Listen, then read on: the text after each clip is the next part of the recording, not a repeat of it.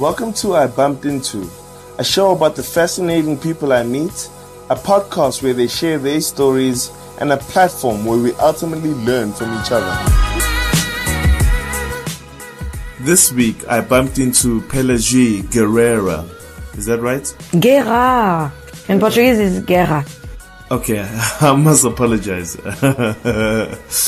Pelagie is the Global Tresemme Brand Manager who is based out of London, and here are some of the snippets of the questions I asked her. If you could wake up tomorrow having gained one skill or ability, what would it be? Oh gosh, that's tough. I wish I could have like so many things. First of all, to be concise, of course, that would be amazing. Why do you need to be concise? Because I speak too much. Yes, so this is it. Wow, you look so excited. Thank you for being my first guest and taking the time out of your day on this bank holiday as well. I know it's a lot for you Londoners as well, because you don't you don't get as much holidays as we get back in South Africa. So thank you, Pelagie. And yeah, we're just gonna kick it old school because I'll do this on the post edits and cutouts, and I'll have an introduction for you. But just for the people that don't know you, the colleagues back home and the wider South African audience, can you just introduce yourself? What's your name and what you do currently? Yeah, sure. Hey Mato, I'm Pelagie. So hey guys, obviously as you can hear, I'm French. My name is Pelagie, and it's really, really weird in every single language of this world, I guess. But there's a good thing, like it's like an old French name from ancient Greek, and it means like the deep sea. So sometimes if you go to Greece, beautiful Greece, and you go like to the ocean, you can see some beaches called Pelagie. Oh, wow. Almost there, Pelagie. And anyway, what I'm doing here, basically it's been 4 years I'm in London, on and off, because I had the amazing opportunity to go and travel South Africa for 6 months. We'll get there. We'll get there. Yeah. Okay. But just saying, yeah, it's been 4 years I'm in London working for Unilever for like almost 5 years, starting in France. Are you the oldest in the family, or what's up? Are you the middle child, or you the last born? I'm the youngest, and I'm the super cool accident, actually. Oh, what do you mean by that? Yeah, my brother is turning 40 in 3 weeks. So basically I have a very old brother. He would hate me if you could hear me say that. But yeah, my brother is quite old. My parents are also like a bit older than my friend's parents, obviously. So I have a brother from 40 years old. He has a little child that just turned 5 yesterday. Then I have a sister that is 4 years younger than my brother, and she has like also a little baby of a year and a half, and I'm the godmother. And finally it's me coming 6 years later as an accident. I would say a lucky accident. This is what I keep on repeating to my mom. But yeah, I mean, it was like the first 2 attempts were like just attempts, and then like the cool kid came, and it's me. The world changed when you came, right? Yeah. 88, right? But you can hear my name, and I think it was like a revenge from my mom, like the unwanted child that got a weird name. All right, cool. That's wow. Okay, lucky accident. Also, myself, sometimes I do say that I'm only around because my parents wanted actually a girl, so there's only boys in my family. Oh. And I'm the last born, similar to you, and I'm only around because the first 2, I love my brothers, were boys. I'm actually glad they're boys because that's why I'm around, if you think about it, right? Because if they had a daughter earlier on, I would not. You could be a girl. Could be the same you, but as a girl. Oh, we'll never know. We'll never know. So after the break, I ask, so can you just repeat that in case people missed it? You said what? It was one of my best choices ever to go and live in South Africa. Hey, welcome back, lovely people. So now we're going to actually fast forward to when Pelagie graduated and the challenges she faced in trying to find a job at the height of the economic crisis. And we're just going to find out exactly how she navigated those challenges in terms of the different internships and the jobs she took on, which ultimately landed her at Unilever. So once you graduated, right? So you graduate. Wait, I'm just trying to figure this out. You were looking for your first job after the economic crisis of 2008. Yeah. And how long did it take you to find a job? So, from graduating, and sorry, just to backtrack, were people finding jobs like your peers and everyone else? So just generally known as finding a job in France? No, and actually I think after my second year or third year, I've studied for 5 years. Mm-hmm. So I got international marketing management Master 2 degree, I guess you say it that way. And basically I was also I was not lucky, but basically because I really wanted to get all the opportunities I could get. I've studied abroad, so I've studied in Portugal, back to my roots. I've studied in Spain. I did also some internship in Portugal. So I really tried to build like a background that could be tough enough for me to find a job after I finished my business school. But actually, no, it was quite tough because there were so many people going out of business schools, studying marketing, wanted to work in cosmetics or whatever. That actually to find internships, it was all good because in France is the country of internships. So when you say internships, what do you internships? Internships, so it means that. Oh, okay, sorry. Internships. Okay. That's exactly what I said, guys. I think you're all wow. Witnesses, and you can tell that I said internships. I was here. Sorry, I was hearing something else, but. So you're saying there's a huge supply of internships? Yeah, so basically in France, every year you study, you need to do an internship for 6 months or a year after that. So basically, before even I started to work, I was already working for the past 2 years. So that's very interesting, especially when you come then and you work abroad, because this is not really recognized that in France. But in France, it's not because you've worked for 2 years before you finish school that it means that you're going to find a job. And this is what happened to me. So I got that internship in Unilever quite easily. I started to work in the regional team. And what year is this? It was my last year. 2000 Oh, it was 2013. Okay.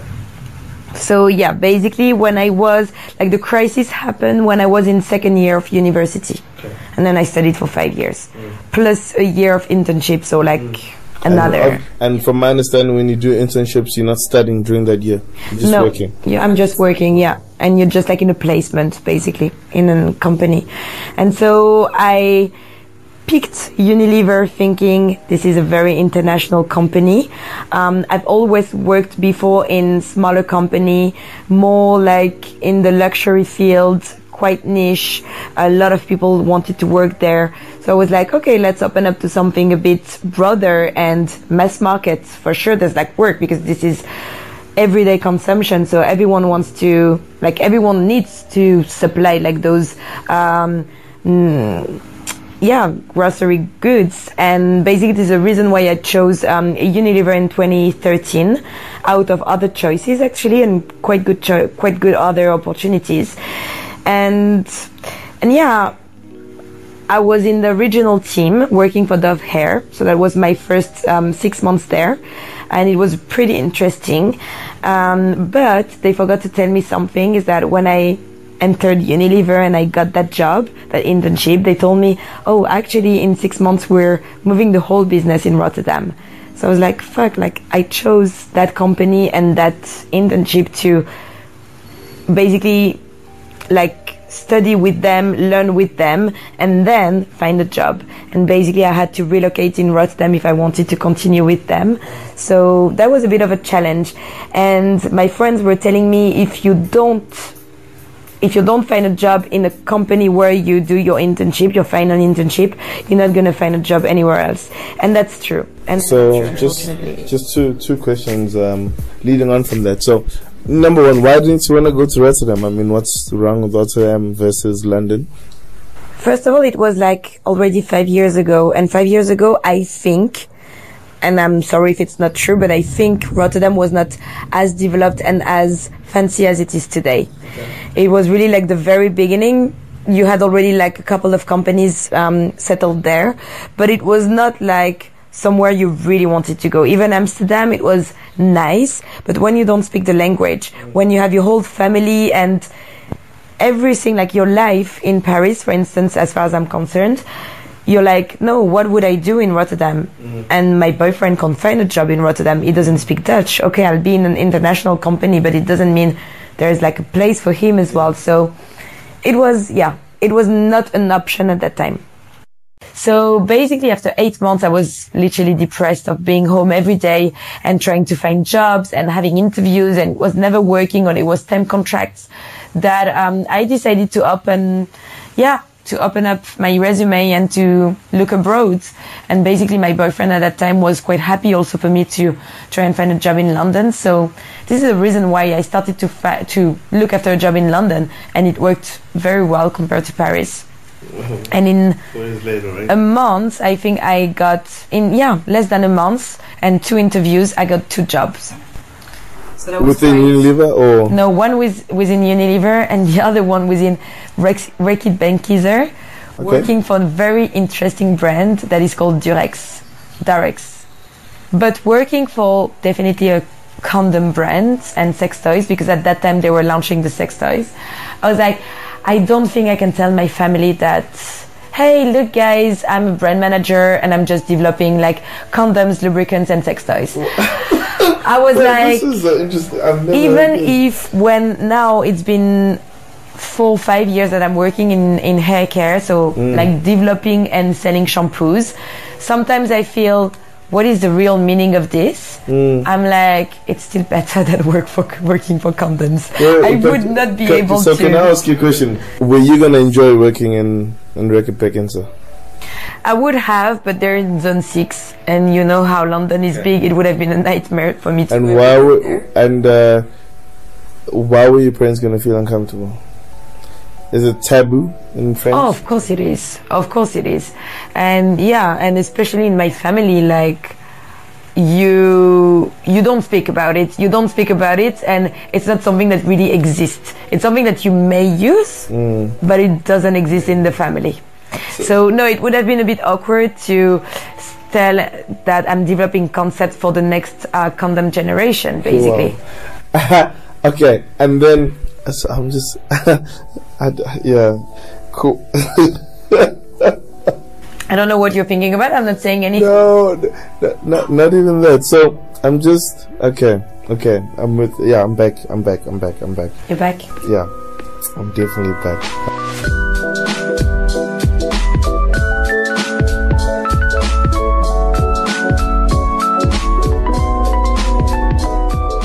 Hey guys, Matu here. Thank you for listening thus far.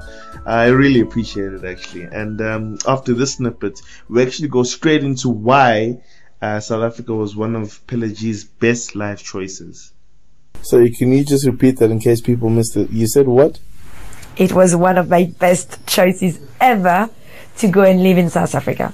So just briefly describe to me, what were the perceptions that you had of South Africa, right? And what changed when you obviously experienced South Africa that made it the best time ever? Because I do feel like there's a lot of preconceived notions about South Africa if you've never been there, and what the media perpetuates, especially into the European media, the Western media. So just briefly tell me, what were your perceptions of South Africa, and then what changed actually when you were there? You don't need to hold back. Because I think it's a conversation that we need to have more of within Europe as well, and change that perception, because clearly you had the best time ever, and I'm hoping you're an advocate now for South Africa, and say, guys, you know me. It's just, you know I am. It's not what you think it is, but I mean, just tell me your views. No, I think my first perception was, South Africa is pretty far, and it's in Africa. So basically, obviously, when you're European, and especially you're French, so you have, there's a lot of history between Africa and France. And that's true. When you think about it, you've heard, so many people, going and living in Africa. And obviously, Western Africa is very different from South Africa. And I think still today that South Africa is kind of different of Africa. And obviously this is my perception and my own point of view, but I think South Africa is really European. And I've been to other countries in Africa, and I think South Africa is really like a bit a part of the rest of Africa, and that's my perception. So the first thing that I thought when I was going there is like, oh my god, it's far, and oh my god, I guess it's a bit dangerous from everything that I've heard. And I had already some colleagues that went there, and there were like so many, I guess, words of mouth saying, oh, you can't go alone and do your grocery shopping. You need like a guard that work with you when you're in South Africa, because otherwise, because you're white and because you're European, you're gonna be kidnapped. I've heard so many things that I was honestly quite scared. But then actually I was kind of lucky because I had a couple of friends that have traveled and that have lived in South Africa, and I talked to them, and I was like that one guy that really motivated me to go to South Africa. And he was living in Cape Town for the past 4 or 5 years, and he was French, and he was like, you're gonna see, like, you have to go there, you're gonna have like the best time of your life. I had the best time of my life, so really go there. And I think this is the reason why I think it was kind of like a big factor in my decision process to go there. So Pelagie, can you just tell us, how was your experience of living in South Africa? How is it to live in South Africa? I'm pretty scared because I've seen so many bad things on Facebook. And if one day you have the opportunity to go to that Facebook group, which is called Crime in Durban, and basically in like 2 weeks time, I was just like scrolling down for like 2 weeks time.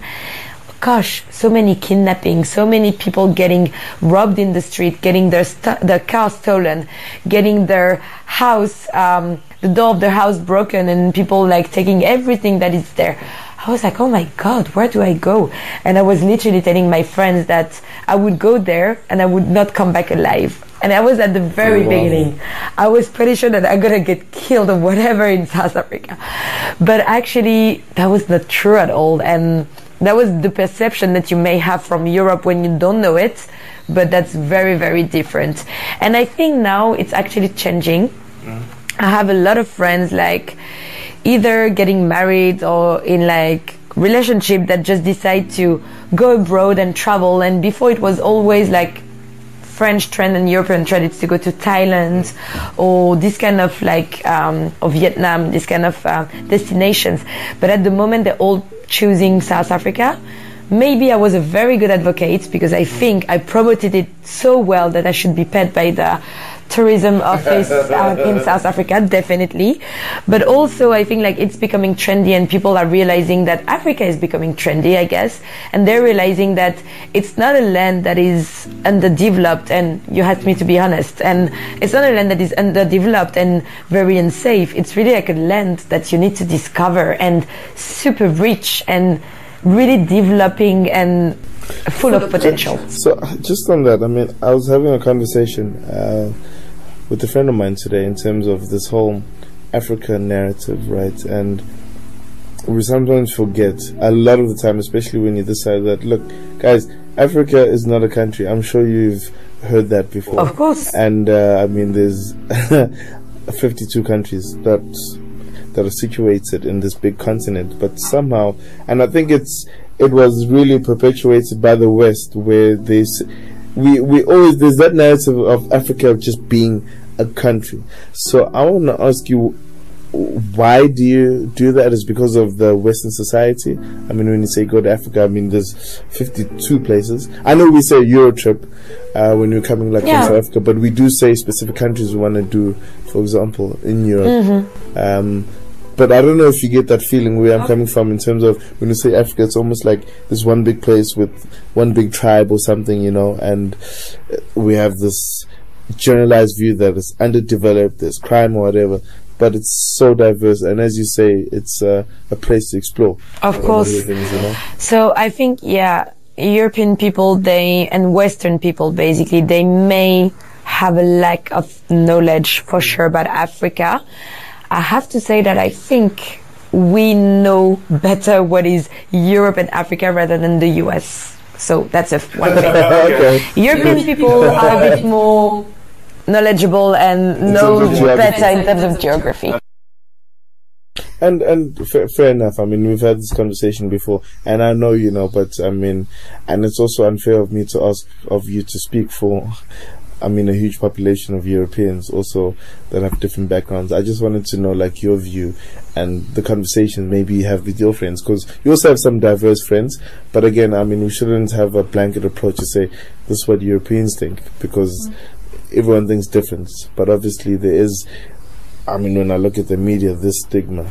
Of course. But again, I digress. We can go back now to your, I don't know, is there any highlights you want to speak about in South Africa? Your top 3 highlights, actually. No.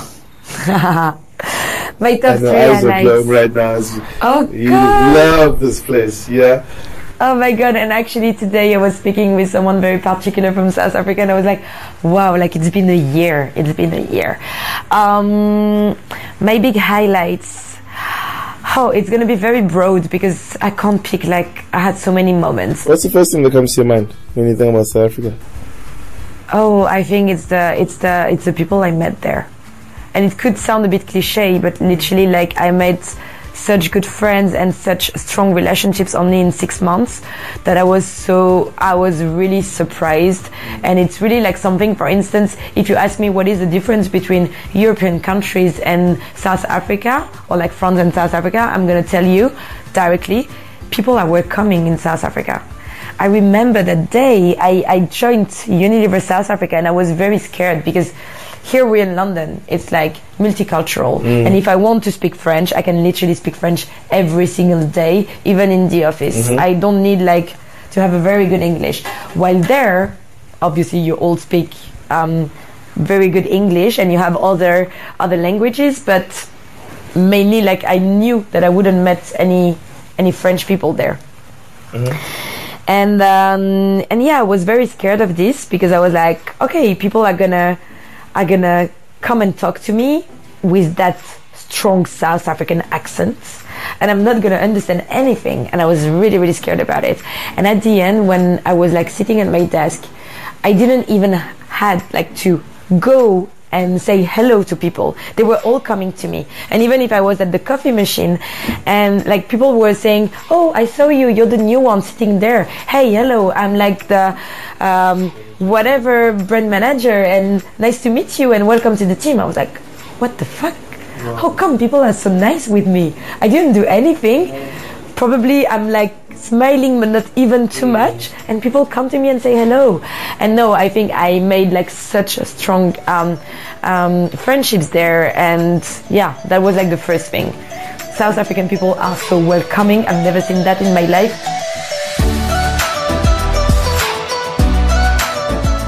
And now at the part of the show which a lot of you have said you enjoy the most. It's time for 36 questions, otherwise known as let us see what is under the hood and really driving you. Also known as the questions nobody wants to answer, but subconsciously may ask themselves. Now look, I don't have or ask all 36 questions, should I rather say. I pick and choose at random, which allows me and you to get to know the guests better. So, on that note, let's not waste any time and let's just kick off with our first question. Let's move on to question 9. I like this question. And why I like this question is because I feel like we don't do the reflection enough on this question. So, without further ado, geez, that's what a dramatic entrance for this question. But for what in life do you feel most grateful? That's very tough. I think it's going to be quite a basic answer, but like the most genuine answer. I think I've been very lucky with my family. I was born not in the richest, like the richest family or whatever, but we were good as we were living.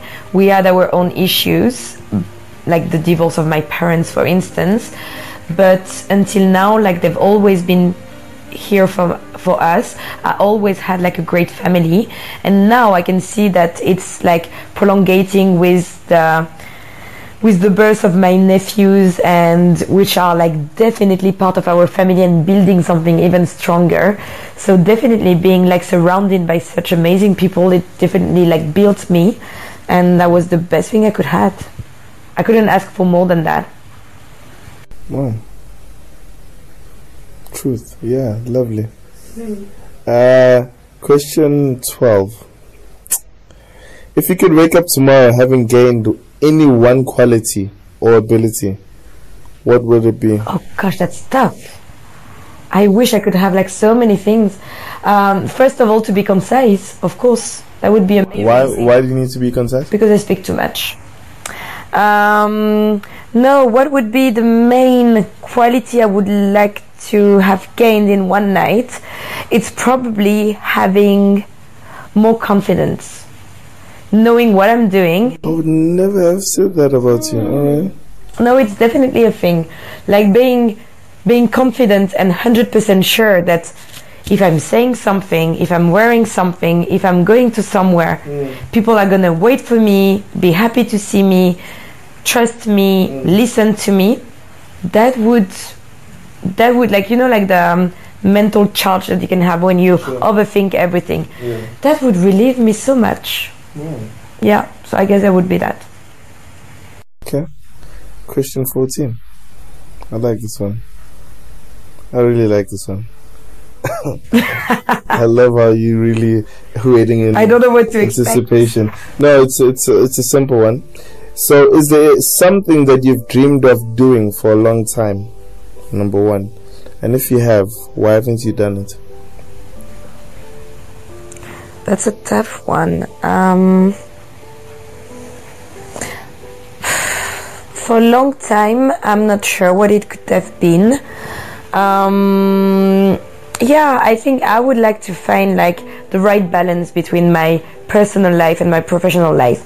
I think today it's still something that I don't have, and probably trying to find like the right way to make the right balance. So probably not doing the job I'm doing today. It could be a nice stuff. Now looking more short term, I think, yeah, I'm just waiting to kick my own ass and decide myself to go back to live in South Africa or in Lisbon, for instance, because I know these are places where I really feel good and yeah, in line with myself, but I don't dare to go. Why haven't you done that? Because it's a big step. When you're a girl, you're turning 30 years old, it's not something that you would do like that. You're maybe waiting to go with the right person, or you're expecting that if you go there you're gonna meet the right person. But if you don't, then when you come back, you're gonna see all your friends like that have moved on, and you would be okay, you would have seen like a lot of amazing stuff, but you wouldn't have moved on in your life. And this is interesting to me, especially for you, where, you know, sometimes, I mean, people have legitimate reasons why they can't really move. I mean, because of family, they're taking care of their parents, mom or dad or grandparents, you know what I mean? But for you, I mean, after our interview, there's nothing really here for you in terms of your job and maybe the friends in London. Maybe, well, sorry, let me take that back. Not that there's nothing here for you, but it's not like there's a man that's here. Are you staying here because of your friends?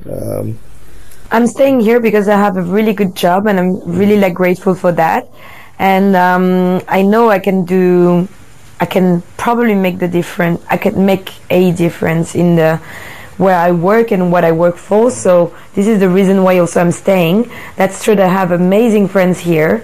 And yeah, I'm considering at some point leaving London, but now I mean after 4 years, this is also a bit my life. So I don't know, it's gonna be, yeah, a decision I'm gonna take in the future. Probably it's gonna be maybe in a month or maybe in 1 or 2 years, but yeah, I'm not sure about that answer actually. In saying that, would you say you're a courageous person? Creative? Courageous. Courageous. Yes, In a way, yes, because I'm always going outside my comfort zone. So I guess this is courageous. And then also I like to take risks. Like, I'm always the one speaking up if there's something that I don't like, if there's something I disagree with. So I guess in that way I'm courageous. Otherwise, I think in terms of my personality, I'm probably more scared of like changes and doing things differently. So it's a bit of a contradiction. But yeah, I think overall I could say that I'm courageous. Wow, interesting. Don't worry, almost there. You want more wine? No. Question 19, right? Oh, damn, I really love these questions. They even get better. So look, Pelagie, if you knew that in 1 year you would die suddenly, right? Would you change anything about the way that you're living now? And why? Hell yeah. What would you change? Of course. What would you change? Oh my God, but if I know that I'm gonna die in 1 year, I have probably and hopefully enough money to live without working. Obviously, I'm gonna quit my job directly. I'm gonna probably not travel the world, because this is not what is important when you're gonna die and when you're gonna leave everything behind you. Probably I would go back to the places I really liked. So basically France, Portugal, South Africa. These are definitely places I would go back, and I would ensure that all the people that I really like and I really like, I don't know how to... Close to your heart? Yeah, that are really close to my heart, are with me along that journey. I would definitely spend most of my time with, in the places I love and with the people I love. That would definitely be something like that. And I would definitely stop working. Why would I work if I'm dying tomorrow or in a year? But in a way, you could be dying in a year, right? So why wait? Why are you waiting until someone tells you, for example, a doctor, okay, look, you have 1 year to live? Because in truth, in fact, I mean, not to get too deep here, we don't know how much time. For sure, I could go back home now, and because I've drunk half of a bottle of wine, I could just cross the street without looking left and right and get hit by a car. That's true, but also because I'm trying to build something. So because I'm trying to build something and have a house later, have some savings for my kids I want to study, etc. This is the reason why I'm also working and building something. So let me ask this in a different way, right? Yeah. Because I do believe, okay, I learned my point. If you had to die today, would you be happy? What would? Would you be happy with your life if you had to die today? No, I wouldn't have achieved everything that I want. It's really important. Okay, right now I can tick some of the boxes. I have a great family, I have great friends, I have a great job, but I mean, then I want to achieve something else, for instance, I want to build a family myself, etc. So I think if tomorrow or today I'm dying, I would have been no, I want to be a mom before, for instance. So yeah, I would come and stay haunting your place probably, because to go back to our discussion. So put it another way, what I'm getting, and correct me please if I'm wrong, you don't feel like you're living life to the fullest? Do you feel like you're not living every day to the fullest? I think it's not that exactly. At some point you can't live in a utopia where you think that you can do whatever you want and you can, you can't have any responsibilities, because basically you only live once and you can do whatever you want. I think, that's true. This is that's true. No, this is something you should consider, because indeed, if you only live once, you need to make the most of it. But at the same time, basically your whole life, it's also you're building it. And so you can't enjoy yourself every day. You can't be lying on the beach every day.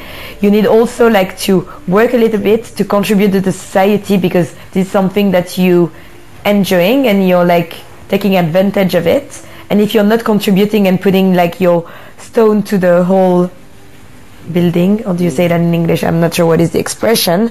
I think you're also missing something. So it's really important for me to understand that I'm doing something, I'm contributing to the society, but at the same time, I want to. And I totally agree with you. I mean, and it shows that now you're showing your age because you're spitting some wise words, Answers. But did you just say amen?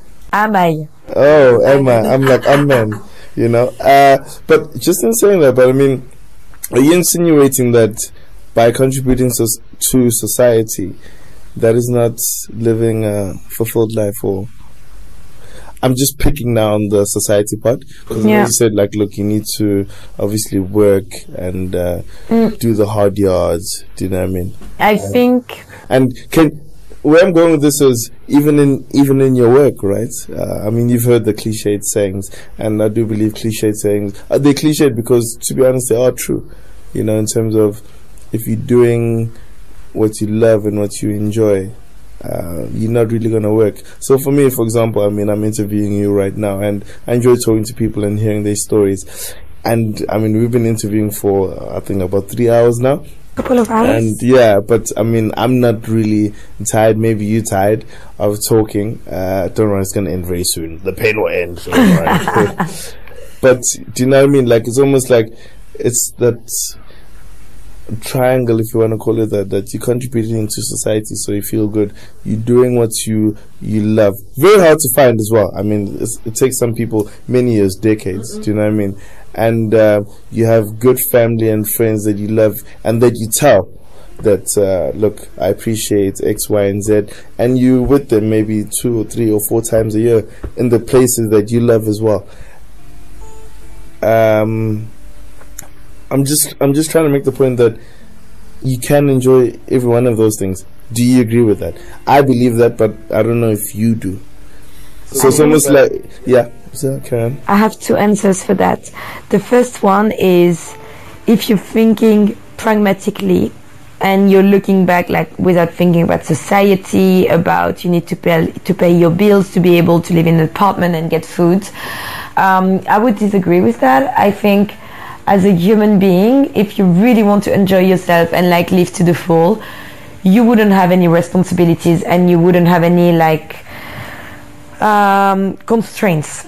So that's the first thing, but it's like the broad image I have. If I'm really dying end of next week, I'm not gonna try to be nice with like my job and do my job even if I like it, and I do like it, but I wouldn't spend time on this. It's like not my priorities. It's like a question of priorities, and I think if you have a deadline, your priorities get really, really, really clear. However, now that you're talking about, if you do what you like and if you're surrounded by the people that you love, etc., isn't it enough for you? Are you not living the life to the full? I would say yes, because in the long term, it's not sustainable and not viable to do whatever you want every time you want. Of course, it's not like how it works, and I do believe in the society. I do believe in European Union, to come back to the Brexit that we mentioned quickly before. And so, I do believe in like a certain responsibilities and authority that we need to respect. However, I still believe that if you want to live the life to the full, and even if you love your job as much as you want, as much as you could, working in a corporate would not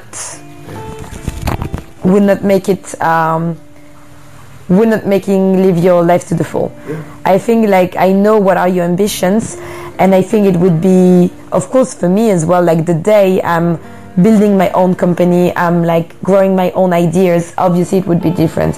I'm not saying I'm going to do it one day, but if I want to live my life to the full, this is something I need to reach before.